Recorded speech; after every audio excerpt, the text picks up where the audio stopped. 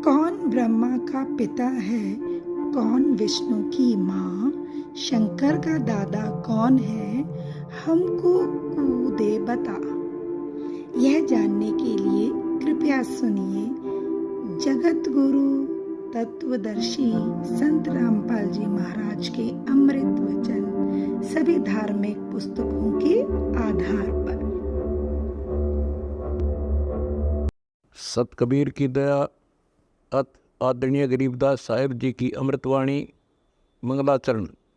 गरीब नमो नमो सत पुरुष को नमस्कार, गुरु के नहीं सुर नर मुनिजन साधुआ संतो सर्वस दे नहीं। सतगुरु साहेब संत सब दंडो तुम प्रणाम, आगे पीछे मध्य हुए तिनको जहाँ कुर्बान। नराकार निर्विषम काल जाल व बंधनम, निर्लेपम निज निर्गुणम अकल अनुबेषुंडनम। सोहम सुरति समाप्तम सकल समाना निर्तल, उज्ज्वल हिरंबर हर दमम बे पर वह अथा है, वार पार नहीं मध्यतम। अनाहद मंत्र सुखसलाद मंत्र, अजोख मंत्र बेसुन मंत्र, निर्वाण मंत्र थीर है। आदि मंत्र युगादि मंत्र, अजल अभंगी मंत्र, सदा सत्संगी मंत्र, लौलीन मंत्र गैर गंभीर है। सोहम सुभान मंत्र, अगम अनुराग मंत्र, निर्भय अडोल मंत्र, निर्गुण निर्बंध मंत्र, निश्चर मंत्र नेक है। गैबी गुलजार मंत्र, निर्भय निराधार मंत्र, सुमृत सुकृत मंत्र, अगमी अबंच मंत्र, अदली मंत्र अलेख है। फजलम फराक मंत्र, बिन रसना गुणलाप मंत्र, झिलमिल जहूर मंत्र, सर्वंग भरपूर मंत्र, सैलान मंत्र सार है। निरंकार गर्क मंत्र, तेज पुंज परख मंत्र, अदली अबंध मंत्र, अजप्पा निरसंद मंत्र, अविगत अनहद मंत्र, दिल में दीदार है। वाणी विनोद मंत्र, आनंद असोद मंत्र, कुर्सी करार मंत्र, अनबय उचार मंत्र, उज्ज्वल मंत्र अलेख है। साहिब सतराम मंत्र, साई निकाम मंत्र, पारक प्रकाश मंत्र, हीरंबर हुलास मंत्र, मौले मलार मंत्र, पलक बीच खलक है। मिटाने के लिए मैं यहाँ प्रगट हुआ हूँ। एक बार ब्रह्मा और विष्णु का इस बात पर झगड़ा हो जाता है। ब्रह्मा कहता है मैं भगवान मैं तेरा पिता, विष्णु कहता है मैं भगवान मैं तेरा पिता। तो इसी उनके विवाद को बहुत ज्यादा बढ़ गया, लड़ने मरने को तैयार हो गए। तो सदाशिव यानी काल भगवान ने, उनके पिता ने, उनके बीच में एक तेजो में लिंग एक खंबा स्थापित कर दिया। वो झगड़ा छोड़कर उसकी खोज में लग गए। ब्रह्मा ने झूठ बोल दिया कि मैंने इसका एंड देख लिया।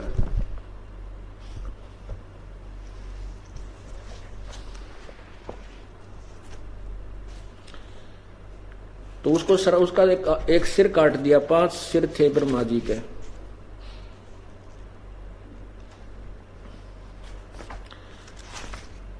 और फिर वो जो सदाशिव यानी काल प्रगट हुआ,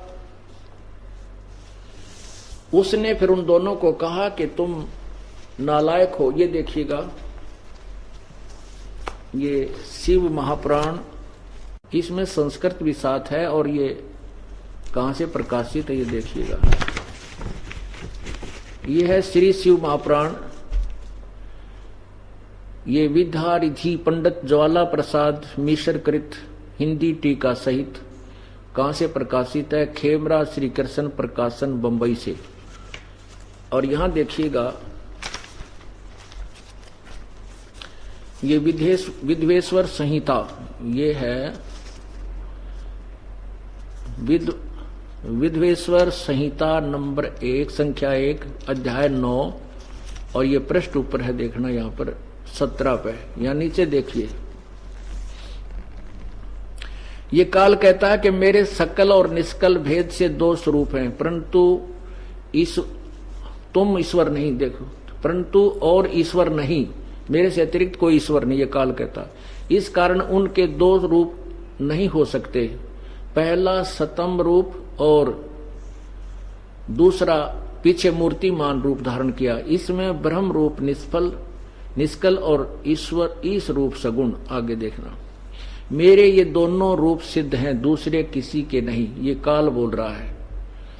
हो सकते। इस कारण तुम दोनों को, ब्रह्मा विष्णु को कहते हैं, तुम दोनों को अथवा दूसरों को ईश्वर तत्व की प्राप्ति नहीं हो सकती। तुमने जो अज्ञान से अपने को ईश मान लिया, ये देखना कि तुमने अपने को जो ईश मान लिया, ईश माने भगवान माना, यह बड़ा अद्भुत हुआ।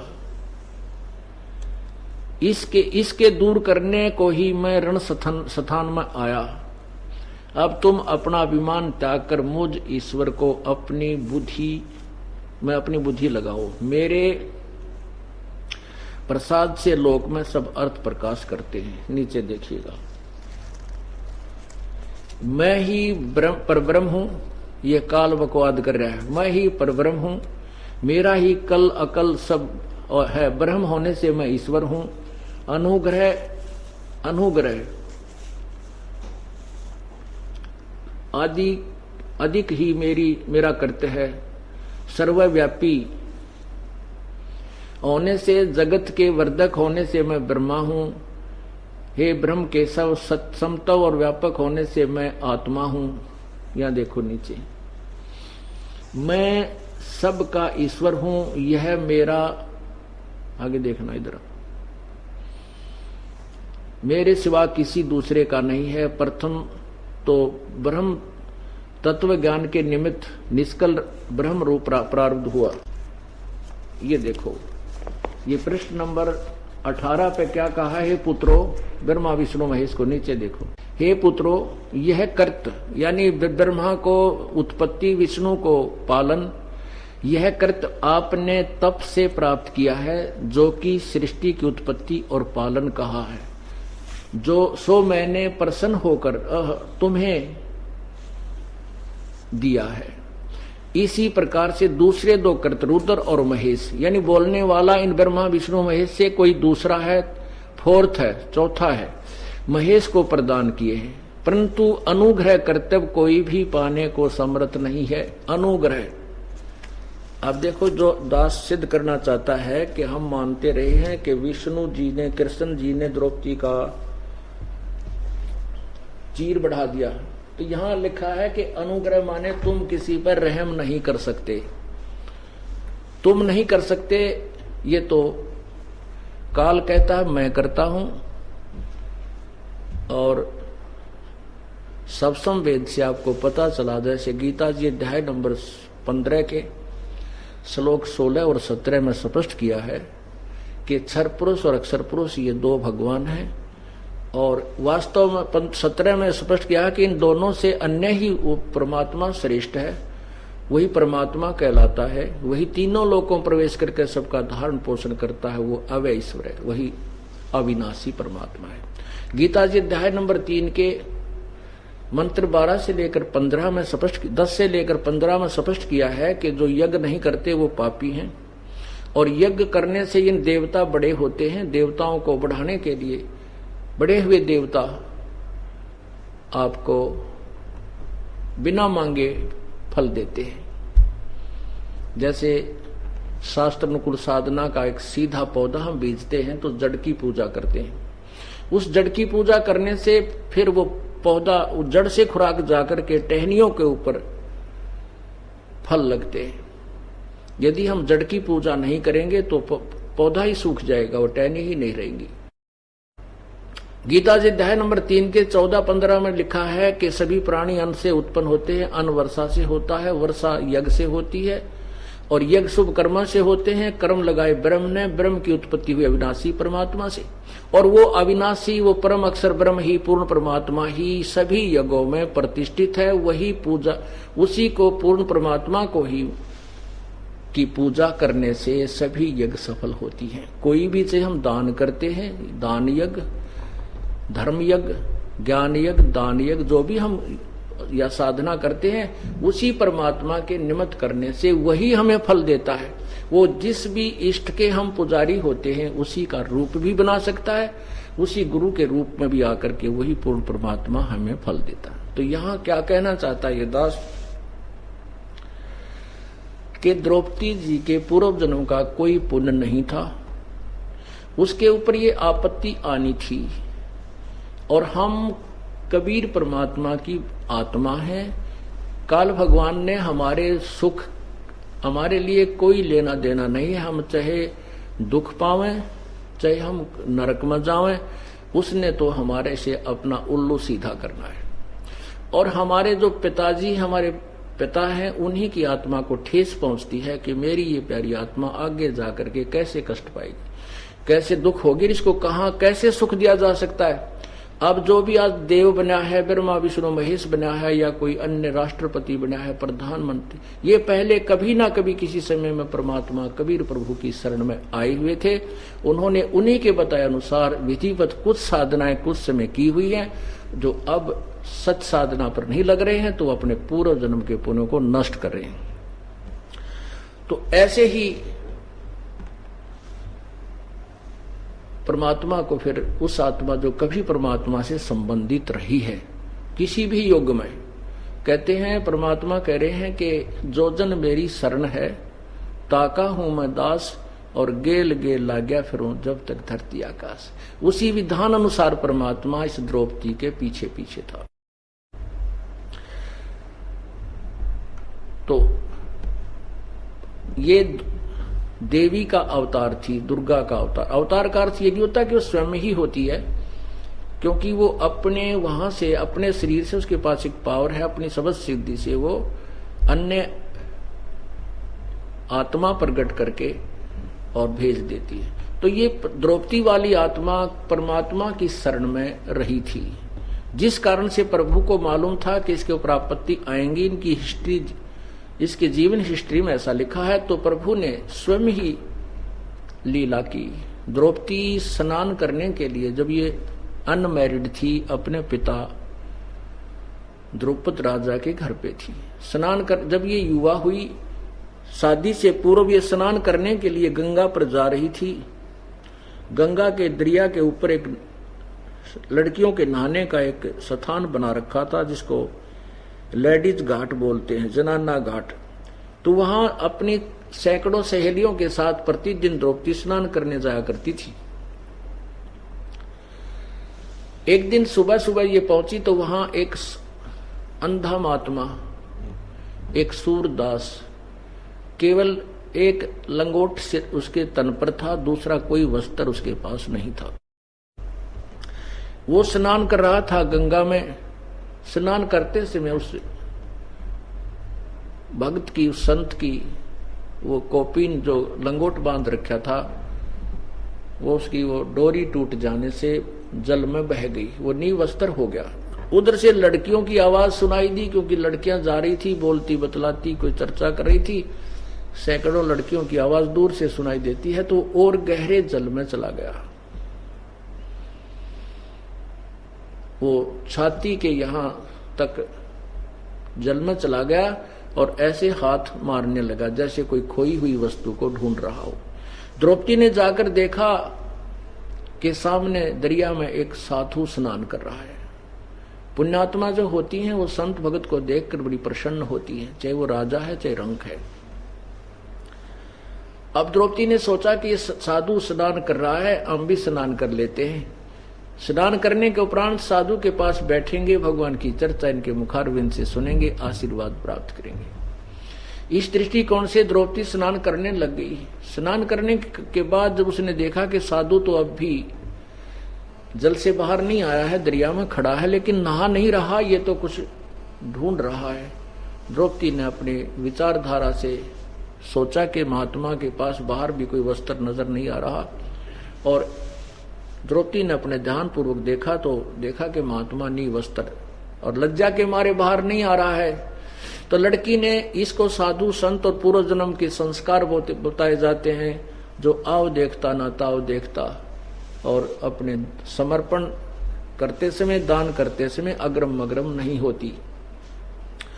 तो उसने क्या देखा कि कोई वस्त्र उस लड़की के पास नहीं था, साड़ी थी, एक नहाकर पहनने के लिए ले गई थी, एक वो पहन रखी थी। तो उसने अपनी साड़ी जो बांधने के लिए नहाने के बाद लेकर गई थी, उसी में से एक गट यानी 8-9 इंच एक बिलांत का कपड़ा ऐसे फाड़ा और जल में बहा दिया। वो साधु क्योंकि उसको दिखाई नहीं दे रहा था, उसके साथ से दूर से निकल गया महात्मा के हाथ नहीं लगा। ऐसे उस लड़की ने 7-8 बार कपड़ा फाड़ा और उसमें फाड़ फाड़ के पानी में डालती रही। अब साधु के हाथ नहीं लगा और आधे से ज्यादा साड़ी जो है लड़की ने फाड़ करके जल में डाल दी। तो उसने सोचा कि ये ऐसे बात नहीं बनेगी, महात्मा नेत्रहीन है। तो उसने एक लंबी लकड़ी ढूंढी जंगल तक और उसके ऊपर फिर एक बिलात और 8-9 इंच का टुकड़ा फाड़ कर उसके लपेटा देकर और लंबी लाठी करके महात्मा के जो हाथ लगा रहा था, ऐसे ऐसे कर रहा था, उसके आगे कर दी। तो जो ही उस साधु के हाथ लगा वो कपड़ा, उसने तुरंत उसको पकड़ लिया और शुक्र मना जैसे लीला करते हैं कि परमात्मा तेरा भलाओ। बड़ा मापे का यानी बिल्कुल जितना चाहिए था उतना वस्त्र भेज दिया। फिर उस साधु ने देखा हाथों से कि ये तो भाई आम कपड़ा नहीं, किसी बेटी बहन का साड़ी का वो सुंदर चीर है। तब उसने पता लगा कोई बेटी आसपास खड़ी है और उसी ने ही ये तेरे को सहयोग दिया। तब उसने आशीर्वाद दिया कि बेटी भगवान करे, पर आज तने मेरा पर्दा रखा है, भगवान करे तेरी इज्जत भगवान बचावे और तने गणाए दे। कहते साधु वचन पलटे नहीं, चाहे पलट जावे ब्रह्मांड। और वो साधु कौन थे? कहते 100 छल छिद्र मैं करूं अपने जन के काज। वो कबीर परमात्मा स्वयं ही ना जाने किस रूप में कहां प्रकट होकर के अपने पुण्यात्मा की आपत्ति को टालने की व्यवस्था बना जाता है। अब लड़की तो आ गई, उसने को नहीं ध्यान रहा कब के, क्योंकि वो तो राजा की लड़की थी और भी दान बहुत कराया करती, पर वो दान ठीक ठिकाने का था। कहते हैं कुपात्र को दिया हुआ दान फलता नहीं, सुपात्र को दिया हुआ फलता है।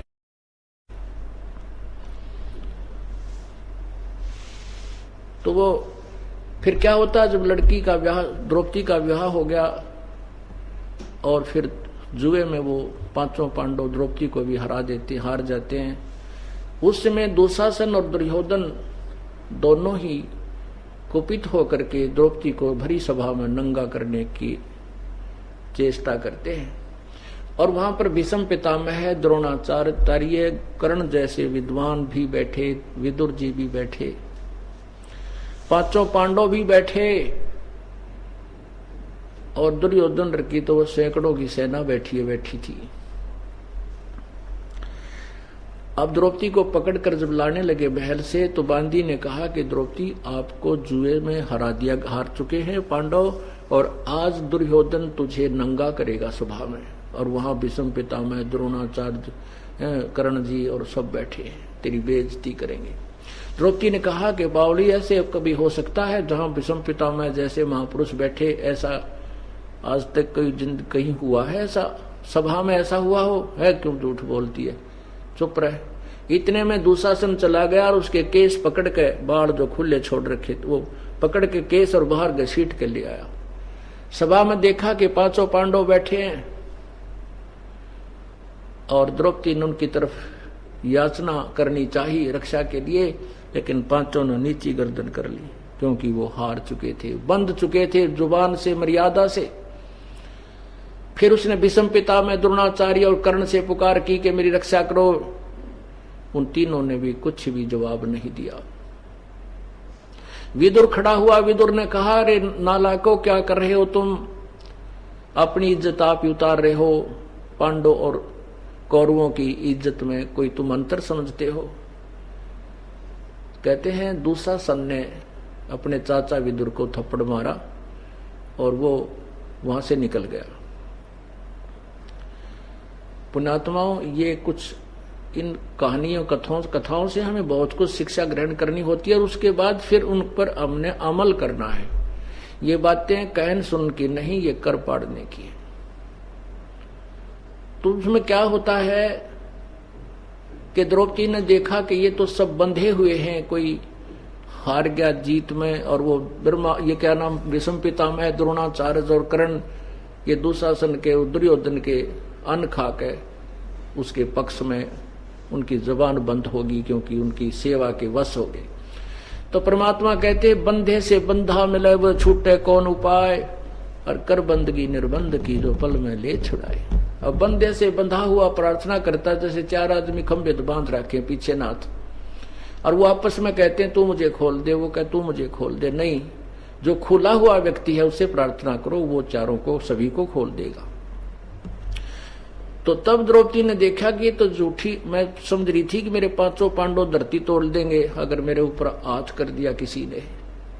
यही भ्रम मिटाने के लिए परमात्मा ने ये सब व्यवस्था की। जब तक हम इस सब संसारिक अंगे न छोड़ कर, जब तक हम एक परमात्मा का सहारा नहीं तकते, तब तक वो साथ हमारा नहीं दे पाता। तब द्रौपदी ने सच्चे दिल से पुकार की थी, हे परमात्मा आज अपनी दासी की इज्जत रखना, आपके बगैर, आपके अतिरिक्त मेरा कोई नहीं है। उधर से कृष्ण उनका गुरु थे, कृष्ण जी धार्मिक गुरु थे। अब गुरु के माध्यम से पुकार की जाती है, लाभ पूर्ण परमात्मा ही आकर देता है। उसी समय श्री कृष्ण भगवान अपने घर पे अपनी पत्नी रुक्मणी के साथ शतरंज खेल रहा था। शतरंज में ऐसे पासे डालकर कुछ बोलना होता है, कच्चे 12 पक्के 18, तो ऐसे पासे तो डाल दिए उधर से, क्योंकि यहां से पुकार गई धर्मराज के दरबार में। आपत्ति आने पर सभी प्रार्थना करते हैं। हर इंसान भगवान को से प्रार्थना करता है, रोता है, तो उसकी पुकार जाती है दरबार में, धर्मराज के दरबार में, और वहां आपकी वो फाइल खुल जाती है कंप्यूटर की तरह। जैसे वहां पर देखा जाता है इसका कोई पुण्य है तो उसके प्रतिफल में उसको वो पूर्ण परमात्मा आकर के राहत देता है। यदि वहां कोई पुण्य नहीं है तो नहीं कर सकता, वो पुण्य परमात्मा नहीं लाभ देता। तो ऐसे ही जैसे टटीरी की पुकार गई थी, वहां कंप्यूटर में देखा तो उसके पुण्य थे, उस कारण से इस रक्षा हुई। और बहुत ना जाने कितनी द्रौपदी की पुकार गई तो उसकी रक्षा हुई, और ना जाने कितनी बहन बेटियों की इज्जतें लूटी जाती हैं, कोई पुकार नहीं सुनी जाती, क्योंकि उनके पूर्व जन्म के और इस जन्म के कोई संस्कार शोभन के साथ नहीं है। तो उधर से पुकार वहां पहुंची तो वहां देखा धर्मराज ने कि इसको तो ना जाने कितना दिया जा सकता है, ऐसा पुण्य इस लड़की ने किया हुआ है, उस आत्मा ने। तो वहां से वो रिफ्लेक्ट होकर के उस गुरु यानी श्री कृष्ण के अंदर आई। श्री कृष्ण ने ऐसे हाथ, ऑटोमेटिक उस पावर, परमात्मा की पावर से ऐसे हाथ हो गया और कहा अनंत। अब वो शक्ति कहां से बोली? कबीर परमात्मा, उस पूर्ण ब्रह्म की शक्ति ने वहां आप ही आशीर्वाद रूप में वहां से आवाज लगाई और सूक्ष्म रूप धारण करके वो परमात्मा फिर द्रौपदी के पास पहुंचा। सेकंडों के अंदर हो जाता है ये काम परमात्मा का।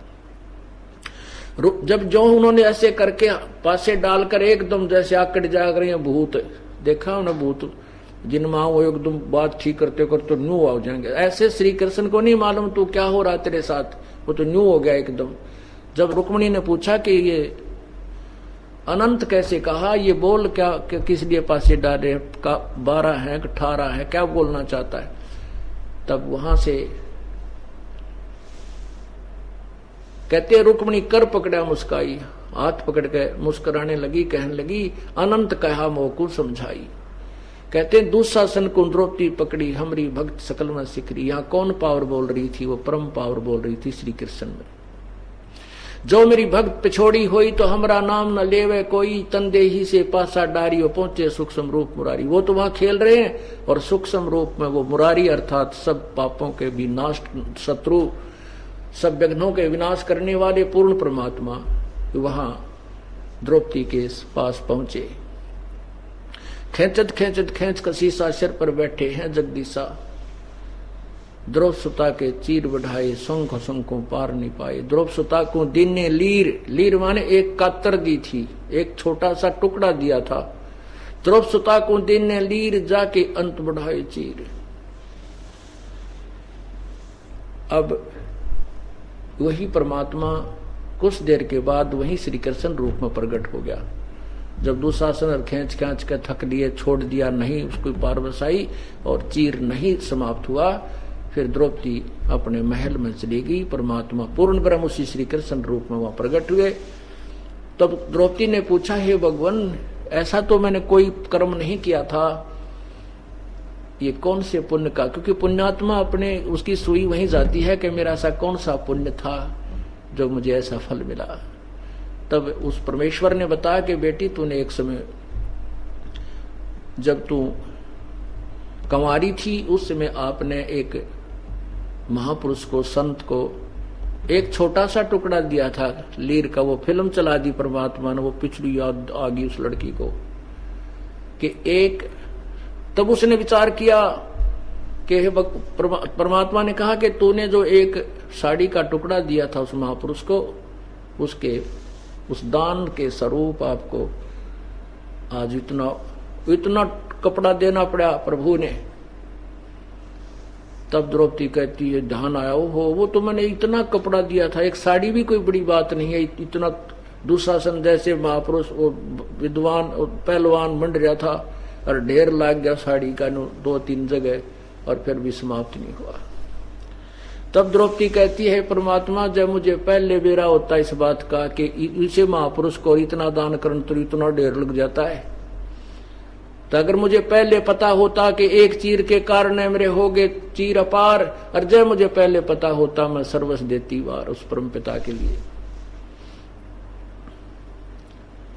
तो पुण्यात्माओं, इसी कारण से गरीबदास जी कहते हैं, ऊंची थलियां खेती वो मैं भूल रहे निज डेरे नू, गरीबदास ये वक्त जाते रो गए इस पैरे। बोलो सतगुरुदेव। कर जोरूं विनती करूं, धरूं चरण पर शीस, गुरु राम देवानंद जी महाराज ने दियो नाम बख्शीस। कोटि कोटि सिजदा करूं, कोटि कोटि प्रणाम, चरण कमल में राखियो, मैं बंदी जाम गुलाम। कबीर गुरु जी मिलेंगे, पूछेंगे कुशलात, आद अंत की सब कहूं, अपने दिल की बात। जय इब कै सतगुरु मिले, सब दुख आँखों रोए, चरणों ऊपर शीस धरूं, कहूं जो कहनी हो। जय इब कै सतगुरु मिले, सब दुख आँखों रोए, चरणों ऊपर शीस धरूं, कहूं जो कहनी हो। कबीर गुरु जी मिलेंगे, पूछेंगे कुशलात, आज अंत की सब कहूं, अपने दिल की बात। गुरु जी तुम ना भूलियो, चाहे लाख लोग मिल जाएं, हमसे तुमको बहुत हैं, तुमसे हमको नहीं। तुम्हारे विसारे क्या बने, मैं किसकी शरण में जाऊं। शिव विरंच मुनि नारदा, तिनके हृदय न समाऊं। अब गुण किए तो बहुत किए, अब गुण किए तो बहुत किए, करत न मनिहार। बावे बंदा बख्श दियो, बावे गर्दन उतार। अब गुण मेरे बाप जी, बख्शो गरीब नवाजे। जो मैं पूत कपूत हूँ, बोर पिता को नाज। मैं अपराधी जन्म का, नक्सक भरे विकार, तुम दाता दुख भंजना, मेरी करो संभार। कुत्ता तेरे दरबार का, मोतिया मेरा नाम, गले प्रेम की रस्सी, जा खेचो जाऊं। तो करो तो बावड़ू, दूर दूर करो तो जाऊं।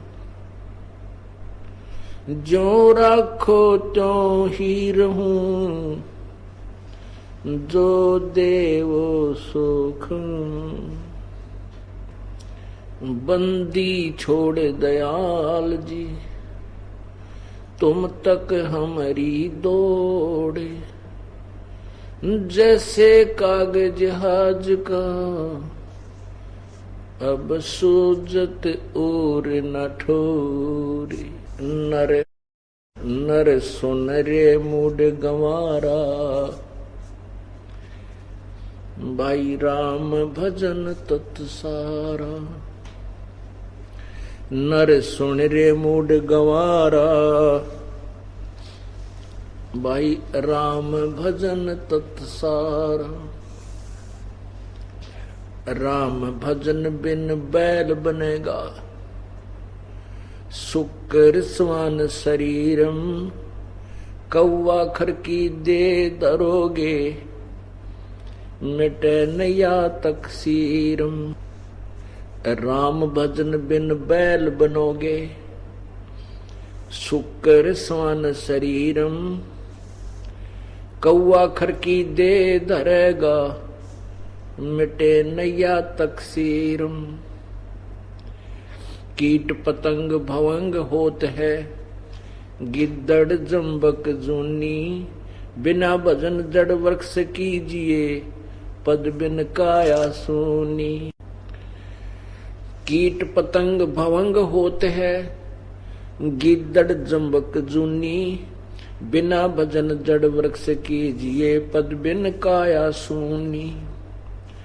भक्ति बिना नरखर एक है, जिन हर पद नहीं जान्या। पार ब्रह्म की परख नहीं रे, पूज मरे पाषाण। सथावर जंगम मैं जगदीशम, व्यापक पूर्ण ब्रह्म बिनानी। निरालंब न्यारा नहीं दर्शे, ये भुगते चारों खानी। तोल न मोल वजन नहीं आवे, अस्थिर आनंद रूपम। घटमठ में तत् से तीनारा, वो सोहम सत्य स्वरूपम। भाई बादल छा ओस का पानी। तेरा यो उन्माना, आठ पटन कृत्रिम सब झूठा। यश रंचक सुख लपटान। नर आकार निर्भय निर्वाणी, सुरत निरत निरतावै। आत्म राम अतीत पुरुष को, गरीब दासियों पावे। नर सुन रे मूड गंवारा, भाई राम भजन तत्सारा। परमपिता परमात्मा कबीर परमेश्वर, हम काल जाल में फंसी हुई अनजान आत्माओं को अपने यथार्थ स्थान सतलोक की जानकारी कराने के लिए आते हैं, और फिर अपनी प्यारी आत्माओं को अपना निज स्थान सतलोक कुछ एक आत्माओं को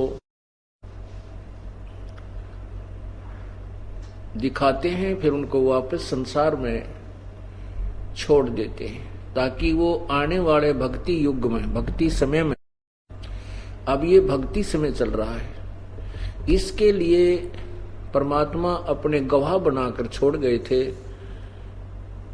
जिनमें से आदरणीय धर्मदास साहिब जी, आदरणीय मलुकदास साहिब जी, आदरणीय दादू साहिब जी, आदरणीय नानक साहिब जी, आदरणीय घीसा साहिब जी, आदरणीय गरीबदास साहिब जी।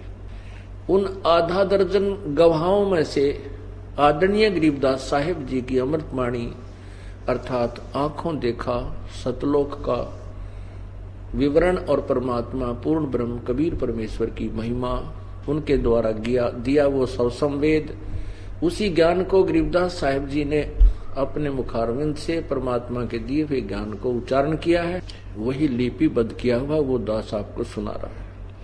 इसमें क्या बता रहे हैं? नर सुन रे मूड गंवारा, भाई राम भजन तत्सारा। परमात्मा, राम माने भगवान, प्रभु पूर्ण परमात्मा, उस पूर्ण परमात्मा की भक्ति करना ही इस मनुष्य जीवन का निष्कर्ष है, तत्व है, सार है। कबीर मानुष जन्म पाय कर जो नहीं रटे हरि नाम, जैसे कुआ जल बिना फिर बनवायो क्या काम। परमात्मा कबीर परमेश्वर जी अपनी अमृतवाणी में कहते हैं, यदि मनुष्य शरीर प्राप्त करने के उपरांत यदि हम परमात्मा की भक्ति नहीं करते हैं तो हमारा ये मनुष्य शरीर ऐसा है जैसे जिस कुएं में जल ना हो।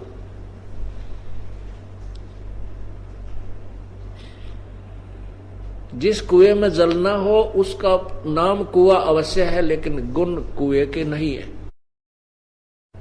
ठीक इसी प्रकार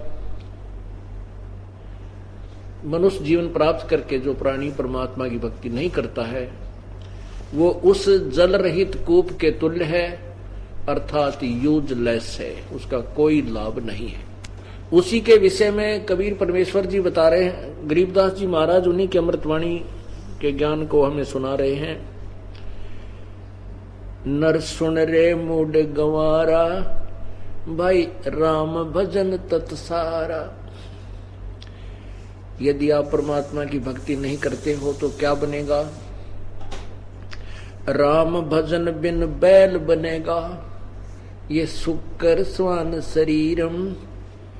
भाई कौआ खर की दे धरेगा, मिटे नया तक सीरम। पुण्यात्माओं, मनुष्य जीवन प्राप्त प्राणी ये समझ बैठता है कि मैं ऐसे ही सदा मनुष्य बना रहूंगा, और कुछ अधूरे ज्ञान युक्त संत जन भी ऐसा भ्रमित ज्ञान देते हैं, कहते हैं कि जो मनुष्य हैं वो तो मनुष्य ही रहेंगे और जो अन्य प्राणी हैं वो अन्य प्राणियों का ही जीवन भोगते रहेंगे, फिर भगवान की भक्ति की आवश्यकता ही नहीं है। यदि ऐसा ही है कि मनुष्य मनुष्य ही रहेंगे और गधे गधे ही बने रहेंगे तो फिर भक्ति की कोई आवश्यकता ही नहीं, जो महसूस नहीं होती। लेकिन ऐसा नहीं है। अपने संस्कार के अनुसार प्राणी मनुष्य शरीर प्राप्त करके उसके उपरांत अन्य योनियों को भी भोगता है। कब तक भोगता है? जब तक उसको पूर्ण संत पूर्ण परमात्मा की भक्ति प्राप्त नहीं होती। जैसा आज दिन के समय आपने सत्संग में सुना था कि मन तू पावेगा अपना किया रे और भोगेगा अपना किया रे। जब तक हम पूर्ण परमात्मा की भक्ति पूर्ण संत के द्वारा नहीं प्राप्त करते हैं तब तक तो ये रूल है, ये नियम है, ये संविधान है कि जैसे कर्म प्राणी करेगा वो दोनों ही भोगने होते हैं। हम ब्रह्मा जी, विष्णु जी, शिव जी की पूजा करते हैं तो भी हमें वो दोनों ही कर्म भोगने पड़ेंगे, और हम ब्रह्म और परब्रह्म यानी अक्षर पुरुष की भी भक्ति करते हैं तो भी दोनों ही कर्म भोगने पड़ेंगे, पुण्य भी और पाप भी। लेकिन हम पूर्ण परमात्मा सत्य पुरुष कबीर देव की, कबीर प्रभु की, कबीर परमेश्वर की भक्ति करेंगे पूर्ण संत से प्राप्त करके। वैसे नहीं केवल कबीर पंथी बने हुए हैं और उनको ज्ञान कबीर साहब का है नहीं, ना उनके पास वो वे ऑफ वर्शिप, वो पूजा का मार्ग नहीं है जो कबीर साहब का है, इसलिए वो कबीर पंथी कहलाते हैं, लेकिन वो कबीर पंथी है नहीं। कबीर पंथी माने जो कबीर जी ने मार्गदर्शन किया है, हम उस रास्ते चल रहे हैं तो हम उसके मार्ग पर चलने वाले हैं, हम कबीर पंथी हैं। यदि हम कबीर साहब के बताए मार्ग के विपरीत जा रहे हैं तो हम बेशक कबीर पंथी कहें, हम कबीर पंथी नहीं हैं। जैसे हमने दिल्ली को जाना है तो हम दिल्ली पंथी हैं, और हम यहां बरवाला से सिरसा की तरफ जा रहे हैं और कह रहे हैं हम दिल्ली पंथी हैं। हम दिल्ली मार्ग पर नहीं जा रहे, हम विपरीत दिशा को जा रहे हैं। भले ही हम अपने आप को अज्ञानतावश कबीर दिल्ली मार्ग पर जाने वाले ही कह रहे हों। तो कबीर परमेश्वर ने जो भी ज्ञान दिया है, जो भी वे ऑफ वर्शिप पूजा की विधि बताई है, यदि हम उसके अकॉर्डिंग कर रहे हैं तो हम कबीर पंथी हैं, अन्यथा नहीं है। तो इसलिए यहां यह बताया जा रहा है कि राम भजन बिन बैल बनेगा शुक्र स्वान शरीरम, और कौवा खर की दे धरेगा मिटे नया तकसीरम। ये तकसीर